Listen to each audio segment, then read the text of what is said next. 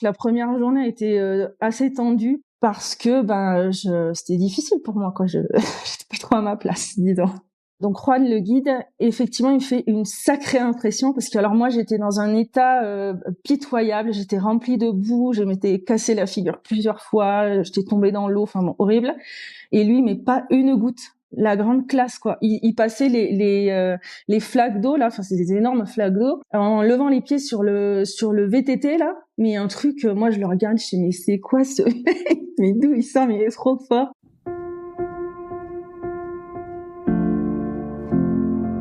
Je suis Marie-Charlotte Danchin et tu écoutes Crush, le podcast qui explore la magie des premiers jours des histoires d'amour. Chaque mardi, un ou une invitée vient à mon micro me raconter à cœur ouvert une rencontre qui a bouleversé sa vie, parfois pour une nuit, parfois pour quelques années, parfois pour toujours.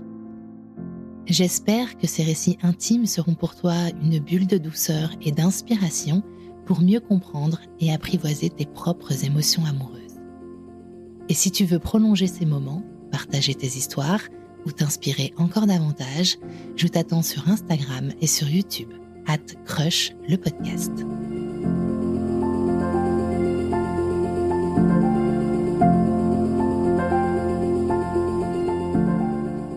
Salut Claire, comment vas-tu ? Bonjour, ça va très très bien. Merci beaucoup de m'avoir écrit pour me proposer de venir témoigner au micro de Crush. Claire, est-ce que tu peux s'il te plaît te présenter en 5 hashtags ? Oui, bien sûr, bien sûr. Alors le premier que j'avais noté, c'est hashtag changer d'avis, parce que j'adore ça, changer d'avis. Pas que je sois une girouette, mais je trouve ça absolument génial de bousculer les certitudes, de se remettre en question, de voir les choses différemment, de se dire que rien n'est logique nulle part et qu'il suffit de changer de contexte pour changer de vision sur les choses. Et ça, j'adore vraiment. Enfin, je trouve ça passionnant, quoi. Le deuxième, j'avais mis hashtag surprise parce que je trouve que la vie, elle nous réserve des millions de surprises. Que encore aujourd'hui, je me dis mais qu'est-ce qui m'attend cette année ? Incroyable tout ce qui m'est arrivé l'année dernière. J'aurais jamais imaginé tout ça. L'autre hashtag Latinoamérica.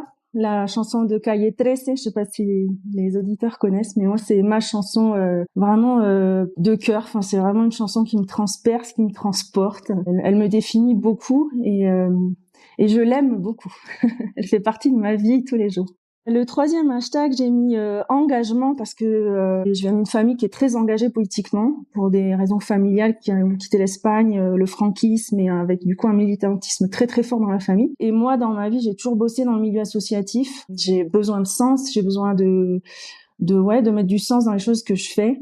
Et le dernier hashtag, j'ai mis entrepreneur avec un E puisque ça me concerne, sachant que ça fait partie vraiment des surprises de ma vie parce que j'ai pas mal bossé dans l'accompagnement d'entrepreneurs au tout début quand je commençais à bosser et à chaque fois je leur disais mais quel courage vous avez, mais vous êtes trop fort, moi jamais je ferais ça de ma vie, enfin vous avez un courage que je n'aurais jamais, quoi. Donc je les regardais avec des grands yeux admiratifs. Et en fait, je me suis découverte finalement cette envie d'entreprendre et je trouve ça extraordinaire et je me régale et vraiment aujourd'hui pareil ça me définit alors qu'il y a 10 ans de ça absolument pas, personne n'aurait associé le nom de Claire avec entreprise, quoi. Et aujourd'hui c'est une évidence en fait. Donc sans vouloir spoiler l'histoire que tu vas nous raconter, aujourd'hui tu es entrepreneuse. Notons ça dans un coin de notre tête. Voilà, exactement, exactement. Claire, est-ce que tu peux, s'il te plaît, me dire dans quelle famille tu as grandi, dans quelle partie de la France ou du monde, et avec quel couple parental sous les yeux, et quelle vision de l'amour tu avais quand tu as commencé, quand tu es entrée dans l'âge adulte et que tu as commencé à avoir tes premières histoires d'amour? Alors moi je suis toulousaine et toute ma famille est encore à Toulouse aujourd'hui. Mes parents sont toujours ensemble. Ils ont donc c'est une famille qui est très, comme je disais, politisée parce que il y a une histoire familiale forte de républicains espagnols qui ont quitté le franquisme et mes parents finalement sont issus de cette même histoire en fait. Donc chez eux, moi je ressens une connexion de valeurs, d'histoire, familiale très forte et je pense que ça c'est le ciment pour moi de leur couple aujourd'hui, il me semble. Après, c'est très compliqué de regarder l'histoire de ses parents, hein. Mais pour moi, je le vois comme ça. Après, par contre, ils ont des caractères qui n'ont strictement mais rien à voir. J'ai un papa d'une douceur extraordinaire. Enfin, et puis tout le monde le définira comme ça, d'une gentillesse et d'une tendresse sans nom, quoi.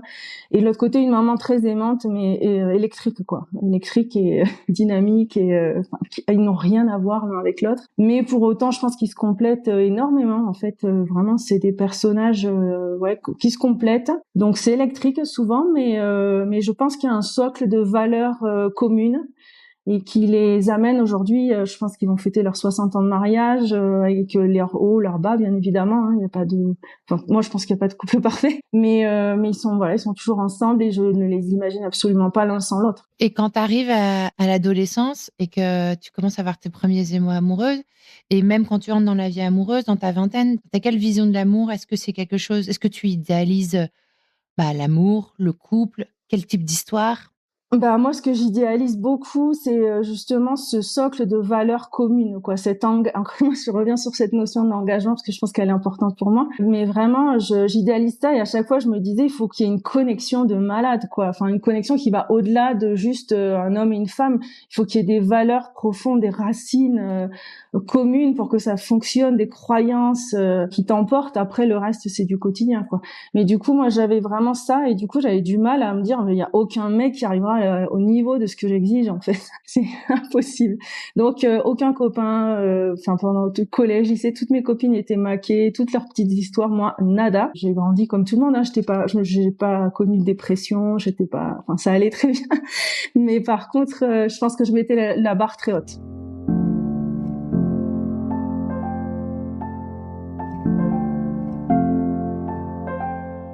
Aujourd'hui, tu as 47 ans, Claire. Si on remonte à avril 2012, il y a donc 14 ans, est-ce que tu peux me raconter quelle est ta vie? Donc, si je fais 47 moins 14, ça nous donne 33.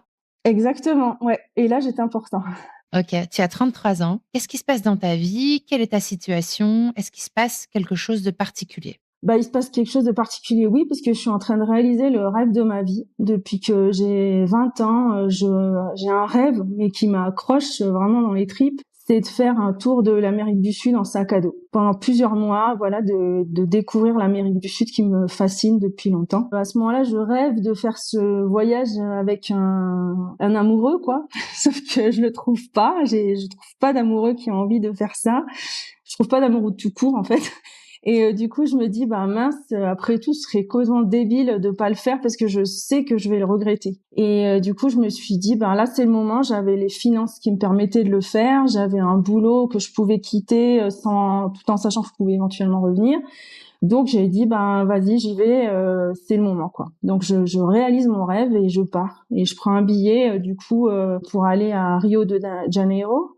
Et pour revenir 6 mois plus tard depuis Medellín en Colombie pour entrer en France.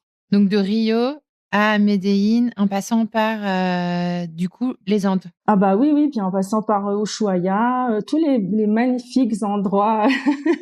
Ouais, j'ai fait une belle boucle. Je vis ma plus belle vie, je vis ma meilleure vie. Franchement, je suis hyper heureuse. Enfin, c'est une parenthèse enchantée incroyable. Et du coup, j'arrive, tout ce voyage m'amène progressivement du coup au Pérou. Donc, j'arrive au Pérou en début avril par Cusco. Et là, moi, j'avais bien sûr un des rêves, c'était quand même de voir le Machu Picchu. Et du coup, je décide de faire une randonnée, un trek pour accéder au Machu Picchu. Et je choisis franchement un peu au pif ce trek-là. Et je me lance un peu, franchement, du jour au lendemain, sans trop réfléchir. Le Machu Picchu, juste pour ceux qui ne sauraient pas, c'est très touristique, est devenu très touristique aujourd'hui. Et je crois qu'on est obligé d'y aller avec un guide, quoi qu'il arrive. Et j'imagine que tu as une tonne de possibilités de guides, d'agences de voyage, etc. pour faire ça. Ah non, c'est incroyable parce qu'en fait, quand j'arrive à Cusco, j'ai passé la journée à faire le tour de je ne sais pas combien d'agences de voyage en me disant j'essaie de trouver le truc le plus chouette, et j'en ai vu tellement, je savais plus quoi choisir. Je me suis dit, tu sais quoi, je prends la première que j'ai à mon hôtel et je m'emmerde pas et je prends la première, voilà. Et je prends un peu n'importe quel trek qu'on m'avait conseillé, mais sans savoir trop ce que c'est, quoi. C'est ça qui est fou, c'est que tout ça s'est décidé vraiment sur une journée et sans aucune réflexion profonde de ma part. Absolument aucune.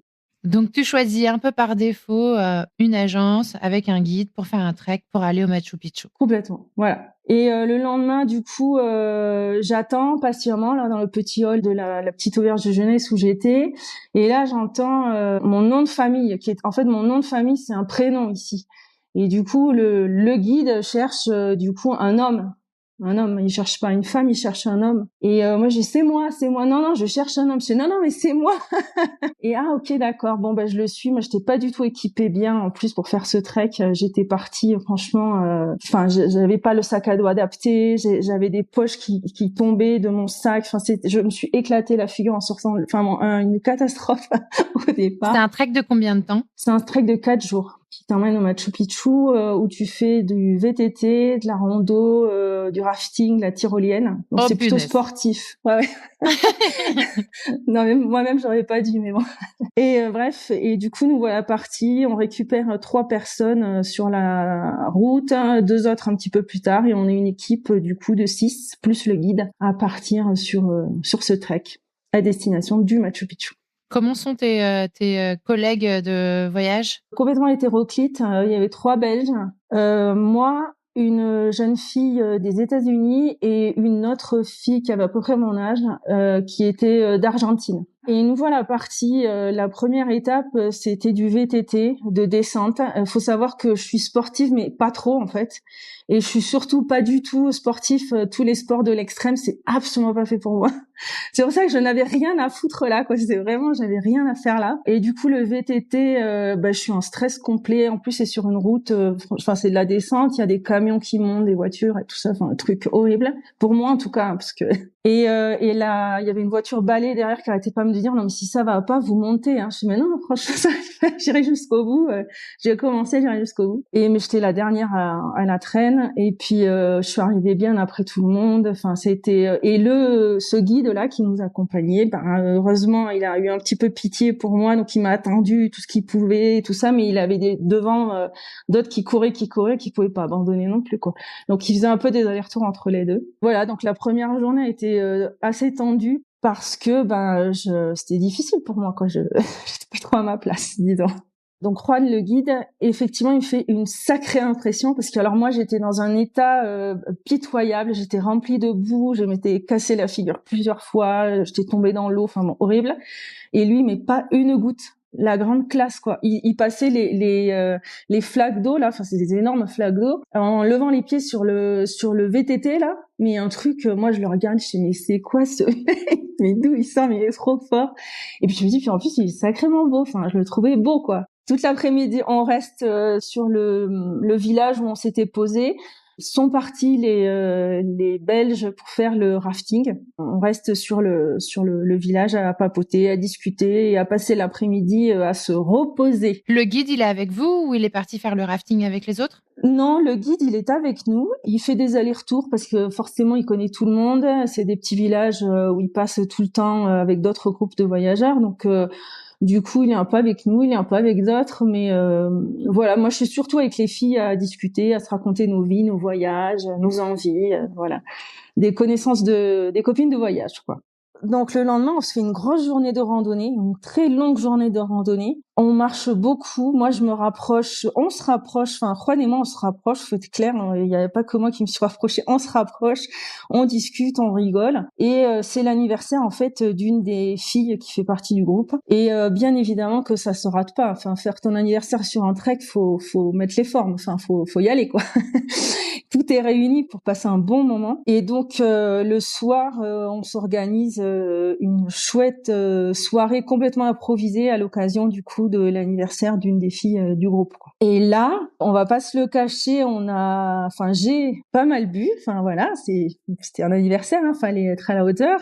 Juan propose à tout le monde, dit moi je connais une discothèque dans le petit village, faut y aller, ta ta ta. Donc nous voilà partis et l'alcool aidant, on se rapproche tous les deux. On danse pas mal. D'ailleurs, on a, je crois, notre première photo tous les deux. On est de dos dans une discothèque vraiment crado avec des néons dégueulasses et on voit au fond que voilà, on se fait. Je pense que c'est notre premier petit bisou dans la discothèque, quoi. Ça s'arrête là parce qu'en fait, on a vraiment beaucoup bu ce soir-là. On va pas se le cacher. Et le lendemain, on a une énorme journée qui nous attend avec de la tyrolienne, 5 énormes tyroliennes de kilomètres. Enfin, du coup, et puis lui, il bosse quand même. En fait, il est dans le cadre de son travail. Soyons honnêtes. Il m'est arrivé de faire des treks comme ça à l'étranger. Et quand tu prends un guide, souvent, le guide, il a une place un peu particulière. Parce que comme tu dis, tu le trouves extraordinaire. Parce qu'en fait, lui, il est dans une position où il maîtrise tout.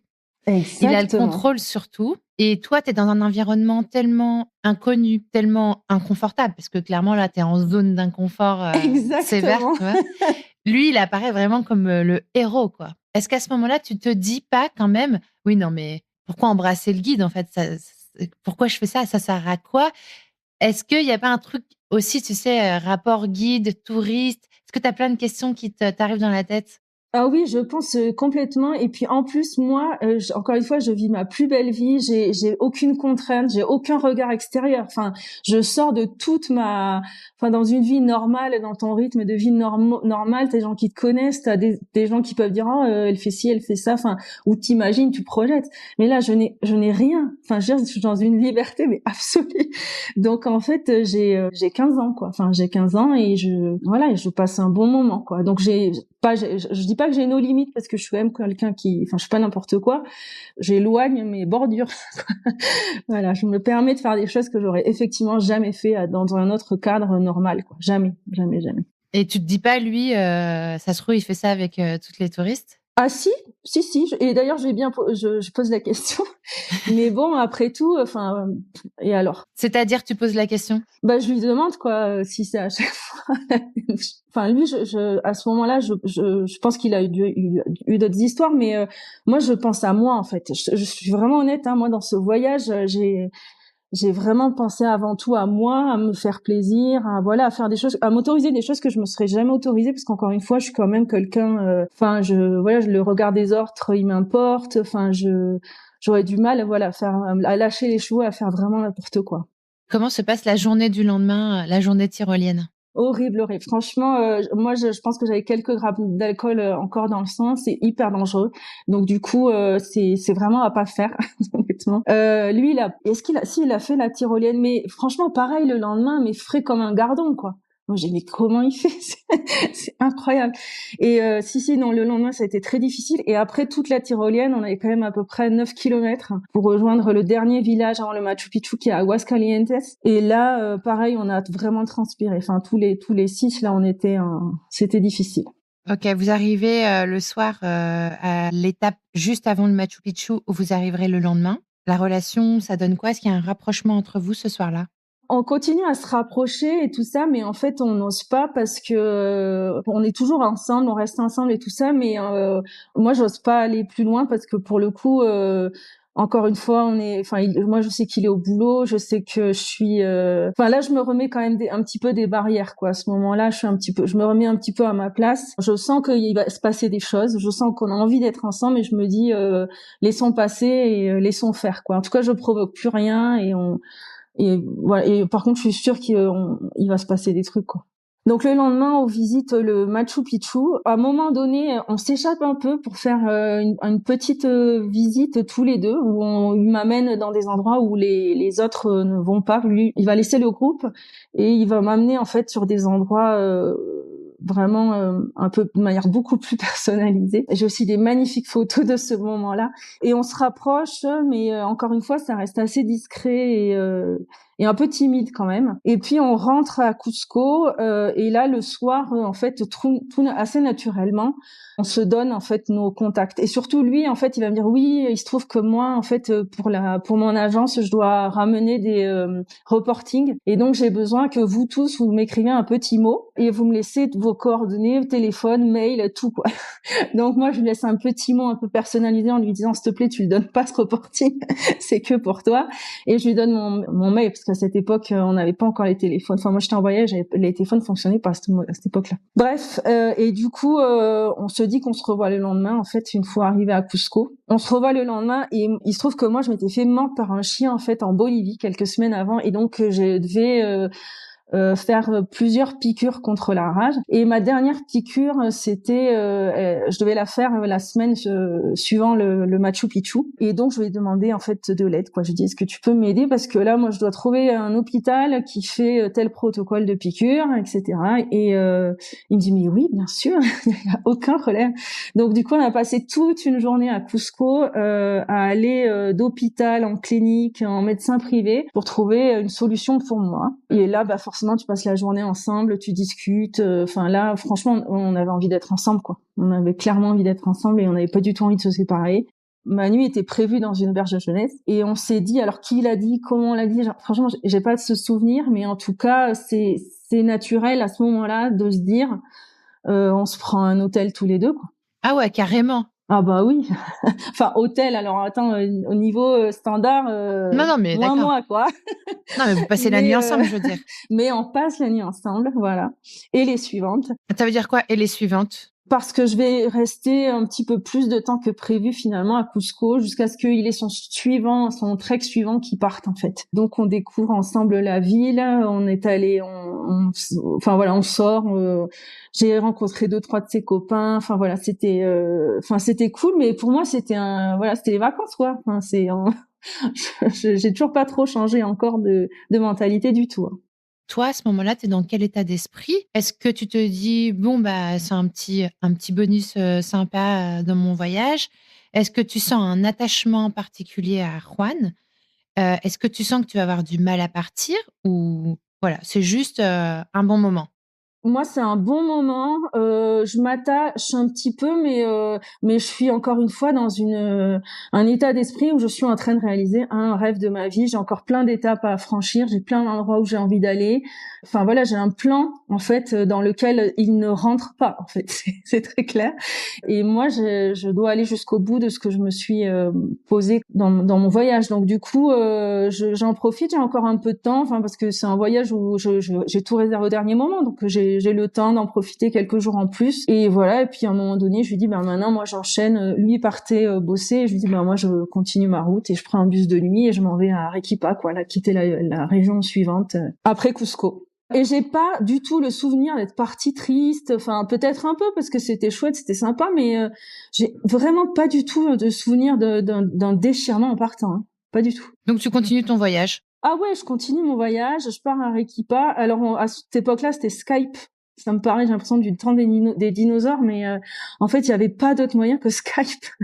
Donc, du coup, et mail, et quelques mails qu'on s'envoyait. Quoi. On s'écrit beaucoup, en fait. On se donne des rendez-vous par Skype. Donc, du coup, dès que j'arrive à Arequipa, je mets un petit message. Ah bah écoute, je me connecte ce soir. Bah moi aussi, rendez-vous à telle heure. Demain, je bosse, donc je peux pas. Bah ouais, demain, moi j'ai une excursion, donc on se tient au courant comme ça, mais par des petits messages qui sont pas instantanés en fait. Et puis il me dit, mais après, t'as prévu quoi? Je sais bah après, je continue dans le Nord. Il me dit, bah moi j'ai quelques jours, tu veux pas revenir? Je sais bah ouais. Pourquoi pas? Ah. Après tout, c'était sympa, vas-y. Donc il me dit, bah reprends un bus de nuit, on a 3-4 jours, on les repasse ensemble. Donc je reprends un bus de nuit, je reviens à Cusco et on repasse 3-4 jours ensemble. Pareil, sympa, on se balade, enfin tu vois, il connaît plein d'endroits, donc du coup on va dans des endroits où vraiment où il y a personne, quoi. Est-ce que tu sens quelque chose de particulier à ce moment-là? Ouais, ça commence, mais encore une fois, à un moment donné, je lui dis, moi je m'en vais là, enfin parce que j'ai encore des étapes à franchir. Mais je suis encore toujours à me dire, bah, j'ai le temps, donc autant en profiter, quoi. Et je repars à Lima cette fois, et pareil, on continue à s'écrire, des petits rendez-vous de Skype, je me revois dans un tout petit boui d'ailleurs sur la côte pacifique, à essayer de le capter sur Skype, ça marchait pas, etc. Et là, pareil, il me dit, bah là, j'ai de nouveau encore 4-5 jours, est-ce que tu veux revenir sur Cusco? Je dis, bah ouais. Hop, La blague. Donc tout le nord du Pérou, je ne connais pas parce que là pour le coup, j'ai dû enlever petit à petit. En fait, j'ai commencé à grignoter sur mon programme, quoi. Donc tout le nord du Pérou, j'y suis pas allée. Et je suis revenue à la place à Cusco, repasser 4-5 jours. Là maintenant, la question que tu me posais avant, elle est pertinente parce que là, oui, là, ça a été dur, en fait. Là, franchement, là, je me suis dit, c'est vraiment la dernière des dernières. C'est la dernière fois que je le vois, lui. C'est la dernière fois que je le vois. Et là, je suis trop triste parce que je le trouve chouette, je trouve qu'on rigole bien, qu'on s'entend bien, ouais, et là, je suis triste, en fait. Là, je repars triste parce que là, je dois partir. Là, j'ai vraiment une date, j'étais attendue quelque part, donc je dois partir. Et là, j'ai mal au cœur. Là, j'ai vraiment mal au cœur. Et puis là, je suis persuadée que je ne le reverrai absolument jamais de ma vie. Il y a aucune raison que je le revoie, quoi. Qu'est-ce que vous aviez créé comme connexion? Qu'est-ce qu'il y avait de particulier entre vous? Je sais pas. Je vais pas inventer une réponse. J'en sais rien du tout parce que elle me dépasse la question. Parce qu'en fait, la relation me dépasse. Alors du coup, j'ai pas les mots. Je sais pas. Je sais pas. C'est bête, hein. Mais j'ai l'impression que ça allait au-dessus. Ça va au-dessus de nous, en fait. C'est pour ça que je sais pas quoi te répondre parce que j'ai pas prise. Moi, ce que je trouve fou dans ce genre de rencontres, et d'autant plus quand elles ont lieu à l'autre bout du monde et entre deux cultures différentes, depuis deux endroits du monde si différents, c'est qu'il y a quand même beaucoup de choses qui, sur le papier, séparent. Et là, pourtant, l'évidence, enfin, la fluidité, le naturel, l'évidence est là. Et je trouve ça d'autant plus fou quand tu y penses. Alors oui, mais en fait, je peux parler avec le recul, mais je trouve que en fait, au début, c'est facile parce que l'évidence, elle est là, comme tu dis, t'as un coup de foudre, tu réfléchis pas parce que ça te dépasse. Mais je trouve que le challenge encore plus beau, il est après. C'est encore plus beau, je trouve, quand ça fonctionne. Quand ça dépasse juste le coup de foudre et le moment magique de la rencontre, quoi.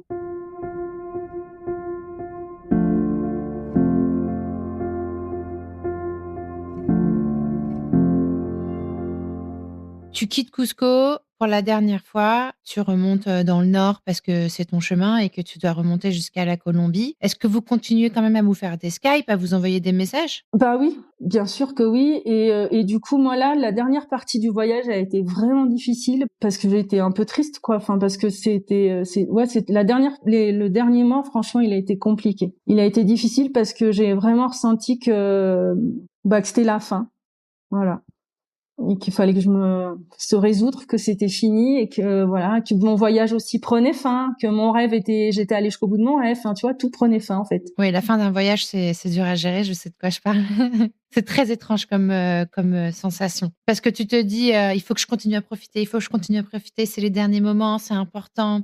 Et puis à cet endroit, je rêvais d'être là et j'y suis, machin. Et en Est-ce même que temps, j'en ton profite cerveau, assez? ouais, c'est ça. Puis ton cerveau, il peut pas non plus s'empêcher de déjà se projeter sur l'après, sur le retour, me projeter sur ce que j'allais retrouver, sur ce qu'on allait perdre aussi en retrouvant notre vie d'avant. Donc, c'est un moment qui est effectivement psychologiquement, moralement, très, très, très, très singulier. Le décollage, moi, on m'a arraché de l'Amérique latine, hein. Enfin, le décollage, l'avion, quand il a décollé, mais moi, mon cœur, il a été explosé en 1000 morceaux, hein. Franchement. Là, je m'en souviens. Enfin, je n'ai fait que pleurer. Le retour n'a fait que pleurer. Donc, tu rentres en France, fin de ton voyage, après un dernier mois de voyage. Tu continues à ce moment-là à échanger avec Juan? Alors, je continue à échanger avec Juan. Moi, dans mes plans, parce que encore une fois, j'étais très organisée dans ma tête. C'est-à-dire, mon plan, c'était je fais ce voyage, je réalise ce rêve, et après je rentre parce que ça faisait longtemps que j'habitais à l'étranger avant, et je rentre vivre à Toulouse, à côté de chez mon papa et ma maman, et je reprends et je commence une vie d'adulte normale. Voilà, je cherche un truc pour m'installer, mais j'ai qu'une envie, c'est rentrer à Toulouse, pas loin de chez mes parents, quoi, et chercher du boulot. Et je trouve du boulot, mais en deux. J'arrive, je fais 2-3 CV. Enfin, j'ai vraiment de la chance. Je trouve rapidement du boulot. Donc, on est en tout début juin. Autour du 20 juin, on m'appelle. Bah, c'est bon, vous êtes prise. Et un boulot qui me plaît en plus. Et par contre, la directrice me rappelle en me disant, par contre, j'ai une mauvaise nouvelle. Claire, on te prend. Mais la mauvaise nouvelle, c'est qu'on peut démarrer le poste qu'en septembre. Et là, j'ai dit, mais aucun problème. Aucun problème. Je raccroche. Bah, qu'est-ce que j'ai fait? T'as pris un billet. Ouais. Une évidence, pareil. Le truc, elle m'appelle en plus en me disant vraiment embêtée, quoi. Mais moi, dans la seconde qui a suivi, je me suis dit, mais attends, mais je repars. Ce qui est débile quand j'y repense, parce que je repars pourquoi? Enfin, je veux dire, je repars pour le revoir. Et, enfin, tu vois, je me dis, c'est bizarre quand même cette réaction que j'ai eue. Il en pense quoi? Il est trop content. Il est hyper content. Non, il est hyper content. Et non, je reprends un billet pour 3 semaines au Pérou. Je repars que à Cusco, là. Alors c'est très très bizarre ce qui se passe, parce que quand j'arrive à Cusco, bah je suis plus touriste, hein. Je suis plus la voyageuse avec son sac à dos. Je suis plus du tout dans cette mentalité-là. J'ai déjà voyagé dans la région, j'ai déjà visité, j'ai déjà fait toutes les excursions possibles et inimaginables. Et surtout, j'ai plus du tout l'économie financière que j'avais dans mon budget, quoi. Là, je reviens, c'était pas du tout prévu dans mon budget, moi, de remettre un billet d'avion pour l'Amérique du Sud. Hein. Donc, c'est très bizarre parce qu'il me dit, bah là, il faut qu'on se reprenne un petit... Lui, il habitait chez sa mère. Il faut qu'on se prenne un petit hôtel, mais j'ai plus du tout les moyens d'un hôtel au centre-ville, moi. Donc on se prend un hôtel dans un quartier populaire, disons très très populaire de Cusco. Et là, je rencontre un peu sa famille. Je découvre un Cusco que je connaissais pas du tout. Je découvre aussi une personne parce que là, il est plus guide.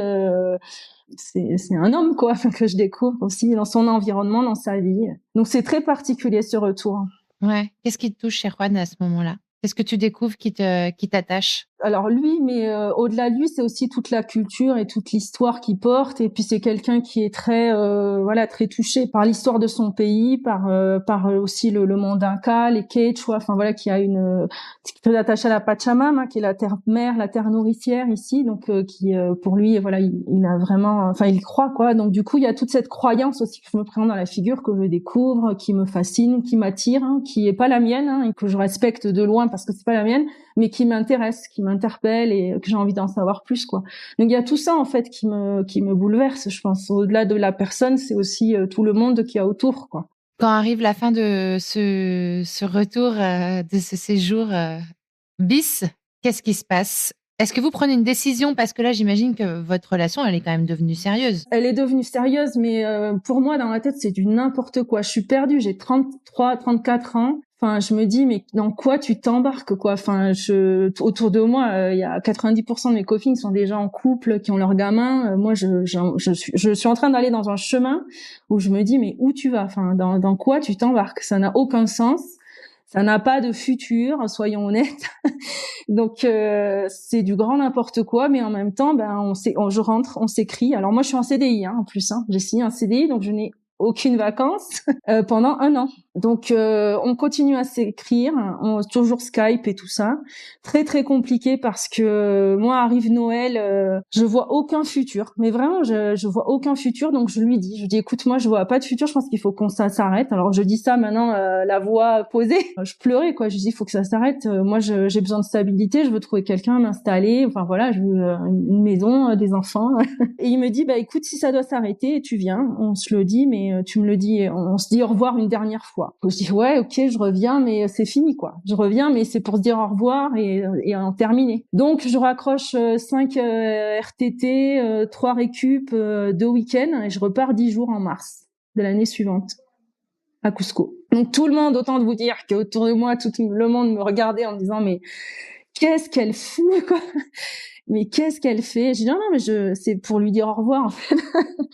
Sauf que en fait en attendant, je m'étais dit on sait jamais si ça fonctionne, il faut qu'il vienne en fait, il faut qu'il vienne en France, il faut qu'il voit chez moi, il faut qu'il connaisse ma culture, il faut qu'il voit mon pays parce que moi je connais chez lui mais j'ai besoin qu'il me connaisse ailleurs que là-bas parce qu'on est différents. Enfin moi je pense qu'on est différents selon le contexte dans lequel on est et du coup il fallait qu'il me connaisse dans un autre contexte, dans mon contexte et du coup j'avais préparé un petit parce qu'à l'époque il fallait des visas et du coup j'avais préparé une autorisation une invitation de voyage pour lui permettre d'obtenir un visa. Donc je l'avais gardé avec moi dans ma valise. Tu pars 10 jours avec cette idée en tête de lui proposer de venir en France.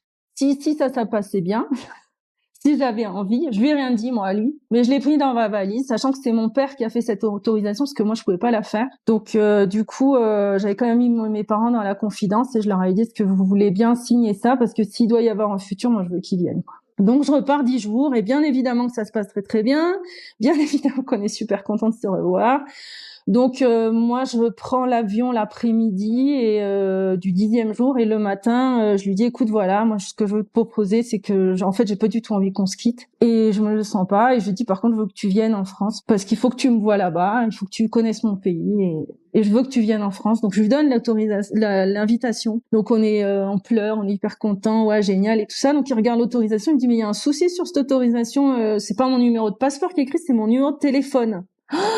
Donc là, on court comme des dératés à Migraciones, qui est le ministère de l'immigration ici pour voir si cette autorisation est valable ou pas. Et ils nous disent elle ne vaut rien du tout parce qu'on ne peut pas faire de rature dessus et il n'y a pas le numéro de passeport, il est pas valable.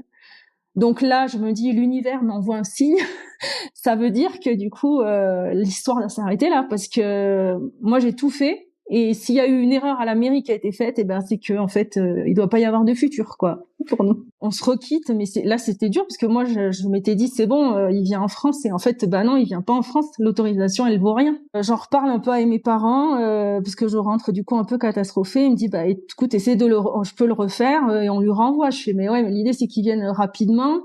Là, renvoyer les papiers au Pérou, ça va prendre 3 plombes. Donc, en fait, ils ont une petite idée, c'est de passer par une copine à eux, qui était anciennement ministre de la Culture au Pérou, qu'on appelle, et qui nous dit, mais envoie-moi tous les papiers, moi je m'en occupe. Oh waouh, le sauvetage. Non, mais et puis là, c'est en fait, encore une fois, c'est une intervention divine, hein. Pourtant, je suis pas croyante, mais on lui envoie les papiers, elle me dit qu'ils viennent les récupérer chez moi. Il va récupérer ces papiers-là, parce que du coup, c'est des envois rapides, en fait, quand t'envoies sur des destinations comme ça, chez des personnes qui ont des vraies maisons avec des vraies boîtes aux lettres, etc. Il va récupérer, et quand elle le voit, elle se dit, mais ce mec-là, il aura jamais une autorisation de visa, en fait, pour aller au Pérou. C'est impossible. Enfin, Juan, il faisait vraiment très andin, très typé, il y a quand même une certaine ségrégation au Pérou entre les limeños de Lima, de la capitale, et les andins qui sont très très typés, très voilà, un peu plus. Et donc en fait, il se trouve que elle connaissait très très bien à cette époque-là le consul de France et elle l'a appelé. Et elle a dit, bah écoute, moi je me porte garante en fait pour ce jeune homme qui viendra te voir dans l'après-midi pour une demande et j'en prends la responsabilité. Et elle me dit, mais si je n'étais pas intervenue, si t'étais passé par la voie normale qui était initialement ce qui était prévu, s'il n'y avait pas eu cette erreur sur cette bourde. Et elle me dit, mais jamais il aurait eu l'autorisation de voyage. Jamais. Est-ce que là, tu vois un signe positif? Ah bah oui, du coup, je me dis, mais incroyable. Ça, c'est le signe positif qui fait qu'il va y avoir quelque chose après. Donc, il vient en France, 3 semaines. Du coup, il découvre aussi notre culture, un autre pays. Enfin, tout est découverte. Et à la fin, c'est lui qui me fait la surprise, de me demander un mariage. Oh la vache! Ah ouais, d'accord. Le dernier jour, il me dit, bah, écoute, l'étape suivante, je pense que là, on a fait tout ce qu'il fallait faire. Il n'y a pas d'autre étape possible que de se marier. Il n'y a pas d'autre, enfin, parce que continuer des allers-retours à un moment donné, ça n'a pas de sens. Ça n'a pas de futur, ça n'a pas d'avenir pour nous. En tout cas, à ce moment-là, on voyait pas d'issue à ça. Et on s'est dit, bah, pour être ensemble, il faut se marier. Il me demande un mariage. Je lui dis oui, bien évidemment. On cale la date 2 mois plus tard. Donc on se marie, c'est moi qui vais retourner au Pérou. Du coup là j'ai des vacances puisque ça fera 1 an que j'avais commencé mon boulot. Donc en août 2013 on se marie au Pérou. Et là l'étape suivante c'est que lui est venu vivre en fait en France parce que moi je voyais pas trop comment m'installer au Pérou, quel boulot, quelle place j'aurais. J'avais déjà un boulot en France. Et du coup, on a plutôt décidé que ce soit lui qui me rejoigne en France. Donc, on a vécu 4 ans en France. Ça n'a pas été les 4 années les plus faciles à vivre, honnêtement, parce que c'était compliqué. Juan, il a eu beaucoup de mal à trouver du boulot. Il bossait tout le temps, mais c'était que des petits boulots d'intérim. Et moi, j'avais un boulot qui me plaisait beaucoup, des top collègues, enfin c'était génial, mais du coup on était en décalage complet et donc c'était pas facile pour lui ni pour moi, enfin pour le couple non plus. Et puis on a eu un petit garçon aussi qui est arrivé l'année suivante, donc du coup ça n'a pas été facile les premières années. Et puis lui rapidement me dit moi je pense que ça serait chouette qu'on aille vivre au Pérou parce que là-bas on peut créer une agence de tourisme. Donc lui était dans le tourisme depuis très longtemps et moi je dis mais t'es fou, enfin moi on a eu 2 enfants en fait entre-temps en France. Moi avec 2 enfants, je repars pas comme ça au Pérou sans projet stable, sans sécurité quoi. Mais bon, petit à petit, il a réussi à me convaincre et moi surtout, j'ai réussi à lui faire confiance sur ce projet-là, puis à me l'approprier surtout, à l'accepter et puis en faire le mien parce que me projeter sur le projet d'un autre, je pense que c'est pas du tout un bon truc. Mais par contre, en faire le tien et voir le côté positif pour toi personnellement de ce que ça peut t'apporter, quand j'ai compris ça, je me suis dit si en fait on y va. Mais parce que moi j'ai vu l'intérêt pour moi aussi dans cette histoire-là. Et ça a mis 4 ans quand même. Donc là je vais vite, mais j'ai mis 4 ans à m'approprier ce projet-là. Et du coup on part s'installer au Pérou en janvier 2018. avec nos 2 petits garçons. Il y en a un qui avait 1 an et demi, l'autre qui avait 3 ans. Et c'est parti pour une nouvelle aventure. Ok. Et aujourd'hui, donc, Claire, vous vivez au Pérou, vous avez monté votre agence de voyage, donc vous organisez des excursions. Ouais, aujourd'hui, on est installé à Cusco, on a notre agence de tourisme, on a aussi une association dont l'objet est de soutenir des projets éducatifs et culturels dans les petites écoles des Andes. Donc, comme quoi l'engagement m'a rattrapé, mais finalement, ça nous crée aussi beaucoup de liens à tous les deux. On a eu une autre petite fille aussi qui est née il y a 4 ans. Et on est vraiment spécialisé sur le public francophone et petits groupes. Et moi, j'ai repris des études pour être guide aussi, ici, guide officiel de tourisme au Pérou. Et maintenant, on est une équipe de 5, on travaille avec plus d'une dizaine de guides, des cuisiniers, des muletiers. On est bien ici. On est bien quoi. On est content, on a plein de projets, mais on est des machines à projets. Enfin, c'est pour ça que moi, je me suis découverte et grâce à lui, parce que je vois pas qui aurait pu me réveiller sur cet aspect-là de ma vie, quoi.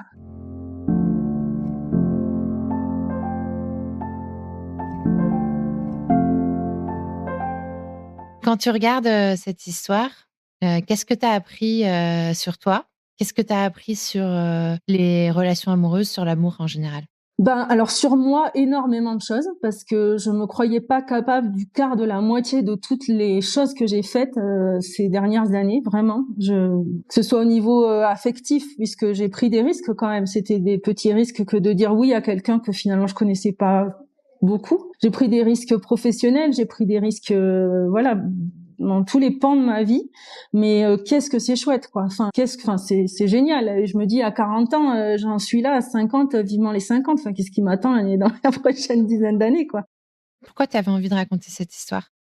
Parce que je trouve que rien n'est écrit, en fait. Rien n'est écrit dans le sens où moi j'ai l'impression d'en être à ma 4e vie, quoi, amoureuse, parce que avant j'ai eu d'autres histoires qui étaient tout aussi chouettes, et qui avaient leur place avec des amoureux qui ont été chouettes à ce moment-là de ma vie. Mais je trouve il y a plein de rebondissements possibles. Et ce que je dis là aujourd'hui, s'il le faut dans 20 ans, je dirais autre chose. J'aurais une autre lecture de la vie et j'aurais appris d'autres choses.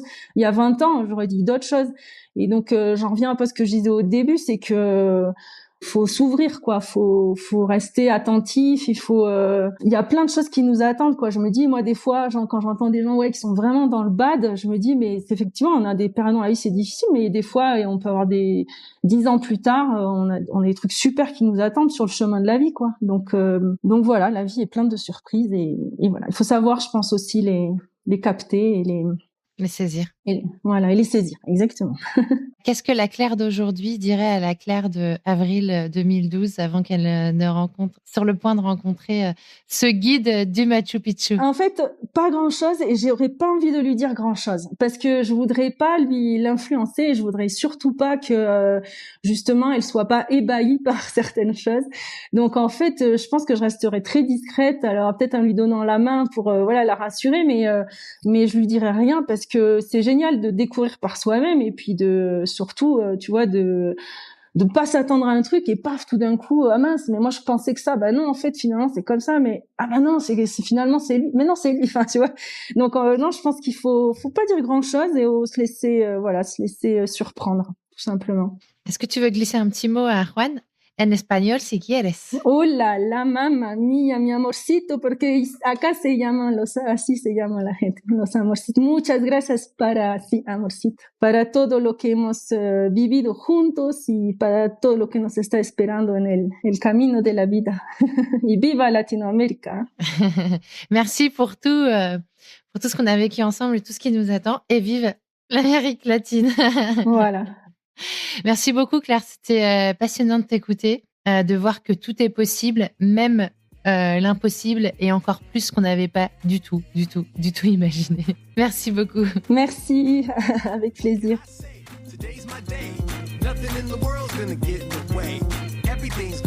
Merci d'avoir écouté cet épisode.